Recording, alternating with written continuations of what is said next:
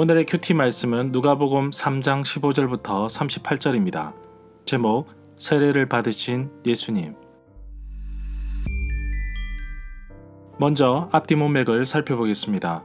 누가복음에서는 시대적 상황을 잘 알 수 있도록 배경을 잘 설명하고 있습니다.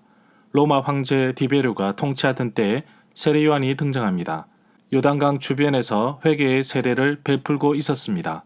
진정한 회개는 단지 마음으로만 결단을 하는 것을 넘어서 삶의 변화, 행동의 변화가 열매로 나타나야 하는 것입니다.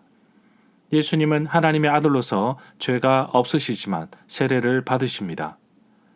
세례 요한에게는 자신에게 주어진 사명이 있었고 예수님도 우리를 구원하시기 위해 직접 몸으로 이 땅에 오셨고 또 세례까지 받으셨습니다.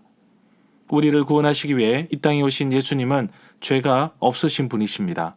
그럼에도 불구하고 세례를 받으신 이유는 죄의 용서가 필요한 우리에게 마치 죄인처럼 사람들과 동일하게 세례를 받으신 것입니다. 이어서 족보가 나옵니다. 마태복음에도 족보가 나오지만 복음서의 수신자가 다르기 때문에 다른 방식으로 나열하였습니다. 유대인들을 위해 기록된 마태복음은 아브라함부터 예수님까지 내림차순으로 기록되었다면 이방인들을 위해 기록된 누가복음은 예수님부터 아담까지 오름차순으로 기록되어 있습니다. 아담까지 소급하여 아주 상세하고도 강조하고 있는 누가복음 족보는 마태복음에서 기록된 족보와 다릅니다. 마태복음은 14대씩 나누어서 끼워 맞추기식으로 배열했기 때문에 생략된 사람도 있고 왕들 이름만 기록했습니다. 또 유대인들은 아브라함을 중요한 사람으로 보았기 때문에 아브라함부터 시작하고 있습니다. 그러나 누가는 예수님을 마지막 아담이 되어 온 인류를 대표하고 있음을 보여주고 있으며 또 예수님이 하나님의 아들이심을 강조하고 있습니다. 문단을 나눠보겠습니다. 15절부터 20절은 세례 요한과 예수님의 만남, 21절부터 22절은 예수님께서 세례를 받으시다, 23절부터 38절은 예수님의 족보, 15절에 보면 세례 요한의 메시지와 경고를 통해 백성들은 그토록 바라던 메시아가 아닌가 마음속으로 생각하였습니다. 사람들이 그렇게 생각하게 된 이유는 시대적인 상황이 잘 말해주고 있습니다. 로마의 압제하에서 구원해 줄 사람이 필요했고 또 말라기 이후 400년 동안 하나님께서 어떠한 선지자를 통해서 말씀을 하지 않았기 때문입니다. 갑자기 들에서 나타난 요한을 보며 이사야 선지자가 예언한 것이 응답되어지는 모습을 보면 백성들은 세례 요한이 혹시 그리스도가 아닌가 심중에 생각한 것입니다. 16절에 보면 세례 요한은 자신의 정체성을 정확하게 일러주었습니다. 신발끈을 풀고 매듭을 짓는 것은 노예가 하는 일입니다. 요한은 자신을 노예에 빗대어 말하는데 바로 그리스도의 위대하심을 다시 언급합니다. 누가는 성령 세례뿐만 아니라 불 세례까지 언급합니다. 바로 자신이 기록한 사도행전에 임한 오순절 사건을 예고하고 있는 것으로 봅니다. 18절에 보면 이 단락에서 세례자가 사람들에게 끼친 깊은 인상 때문에 그가 메시아일 수 있을까 하는 물음이 제기되었을 뿐만 아니라 도체 심지어 세례자 공동체를 설립하기에 이르렀습니다. 누가는 성령 세례뿐만 아니라 또한 불 세례에서 오순절 사건이 예고되고 있음을 본 것 같습니다. 그러므로 누가에게는 세례자의 설교가 결국 구원의 선포인 셈입니다. 19절에 보면 분봉왕 헤롯은 그의 동생 빌립의 아내 헤로디아의 일과 자기가 행한 모든 악한 일로 요한에게 책망을 받았습니다. 여기에서 헤로디아에서 알아보겠습니다. 헤롯 안디바의 아내입니다. 정치적인 야심에서 안디바의 이복 동생과 이혼하고 또 안디바가 첫 번째 아내를 내쫓도록 만들었습니다. 이 구절에서 헤롯은 헤롯 안디바, 안티바스를 말합니다. 20절에 보면 이 구절에서 요한을 옥에 가두니라고 하였는데 연대적으로는 세례자 요한의 체포는 더 나중에 예수님께서 갈릴리에서 사역을 시작하기 직전에 일어났습니다. 두 구절 19절부터 20절을 보면 19절로서 복음서 저자는 세례 요한에 관한 장을 종결합니다. 물론 이 사람이 누가복음 7장 18절부터 28절에 다시 한번 나오고 3장 21절부터 22절도 그 사람이 없이는 생각할 수 없지만 말입니다. 이러한 처리 과정을 놓고 있는 어떠한 강제성은 예수님 시대와 요한 시대 사이에 분명히 경계선을 그으려는 노력에서 설명된다고 봅니다. 나중에 나오는 요한의 처형에 관해서도 더 이상 별도로 보도하고 있지 않습니다. 21절에 보면 백성들, 세리 군인들도 세례 요한에게 세례를 받았습니다. 예수님도 세례를 받으셨습니다. 세례를 받으시고 기도하실 때에 하늘이 열렸습니다. 세례를 받으실 때 기도하셨다는 말은 다른 복음서에서 나오지 않는데 누가는 정말 세밀하게 기록하고 있습니다. 여기에서 세례를 받으시다에 대해서 알아보겠습니다. 본문에서 강조하고 있는 것은 예수님께서 세례를 받으셨다는 사실 자체가 아니라 하늘이 열림, 성령이 강림하심, 하늘로부터 난 소리 등 예수님의 인격과 사역이 신적 기원을 가진다는 점입니다. 누가는 예수님께서 기도하셨다고 보도하는데 이는 다른 복음서에서는 찾아볼 수 없는 세밀한 묘사입니다. 22절에 보면 성령이 비둘기 같은 형체로 세례 받으시는 예수님 위에 강림하였습니다. 이때 하늘로부터 소리가 났습니다. 너는 내 사랑하는 아들이다. 내가 너를 기뻐하노라 하였습니다.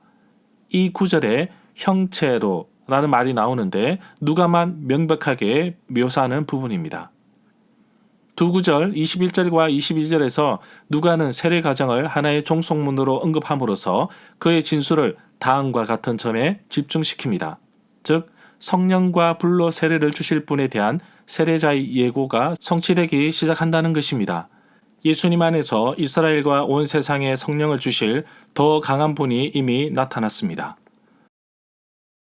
23절에 보면 예수님이 가르치기 시작한 시점의 나이를 정확하게 표현하고 있습니다. 누가는 예수님의 일대기를 나이 순으로 배열하고 있습니다. 가르치기 시작할 시점이 30세쯤 되셨다고 합니다. 이미 예수님이 요셉의 아들이라는 것을 알고 있었습니다. 24절부터 38절에 보면 족보는 상향식 순서로 배열하고 있습니다. 예수님으로부터 다윗을 지나 아브라함을 넘어 아담을 지나 하나님께로 이어지고 있습니다. 예수님의 계보에 대해서 알아보겠습니다. 마태복음에도 족보가 나오는데 1장 1절부터 17절에 나옵니다. 예수님의 계보를 숫자 상징법을 밑바닥에 깔고서 작성했습니다. 히브리어의 각 자모에는 수 값이 있습니다. 다윗이란 이름을 나타내는 히브리 자모들이 지닌 수 값을 다 합하면 14가 됩니다. 계보를 세 부분으로 나누고 각 부분에 14대씩 이루어지게 함으로써 마태가 선포하려고 한 것은 이스라엘의 구원자로 하나님이 약속하신 다윗의 자손이 예수님이라는 인물로 나타나셨다는 점입니다. 숫자 상징법을 살리려다 하다 보니 마태복음 1장 8절에서는 요람과 우시아 사이에 아하시아와 요아스와 아마샤 세 임금을 빠뜨린 듯합니다. 눈에 띄는 것은 이스라엘 사람이 아니거나 죄인으로 통했던 여자 4사람이 언급되고 있다는 사실입니다. 두 번째로 누가복음에도 족보가 나옵니다. 3장 21절부터 22절에 나오는데 예수님의 인격에 담긴 하나님의 비밀을 밝힌 뒤에 3장 23절부터 38절의 계보를 통해서 예수님께서 사람으로서 인류의 역사에서 차지하시는 위치를 나타내려고 합니다. 이 계보의 밑바닥에도 숫자 상징법이 깔려 있는데 이번에는 숫자 7과 12의 뜻이 중요합니다. 곧 이스라엘 및 인류의 역사를 모두 77, 7세대씩 11부분 세대로 만들어서 그 근원이신 하나님까지 거슬러 올라가게 한 것입니다. 예수님께서 실제로 다윗의 자손이라는 사실은 오래전부터 전해 내려오는 전통의 근거에서 확정되고 있고 예수님께서 아브라함의 후손에 속한다는 사실, 곧 유대인이라는 사실도 의심할 여지가 없으며 예수님께서 마리아의 아들이라는 사실도 마찬가지입니다. 이 세 가지 고정된 점을 빼고는 마태복음과 누가복음의 계보는 세부적으로 엄청나게 서로 달라 오늘까지 이를 설득력 있게 조화시키지 못하고 있습니다. 역사적으로 어느 것이 바른지를 입증할 수 없다고 하더라도 두 계보는 예수님의 구원이 뜻하는 바를 각각 특별한 방식으로 표현하고 있는데 그 구원의 의미에 대한 신앙의 고백은 믿음으로 진지하게 받아들일 수 있습니다.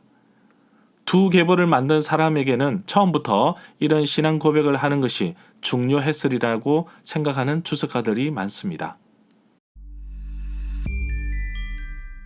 절마다 상세한 설명과 구절 해석, 핵심 내용과 중심 줄거리는 네이버 블로그에 올려져 있습니다. 내게 주시는 교훈입니다. 세례 요한과 예수님의 만남을 통해 두 사람의 정체성을 분명하게 알 수 있었습니다. 그렇다면 예수님과 나와의 만남에서 나는 예수님을 어떤 분으로 소개할까요?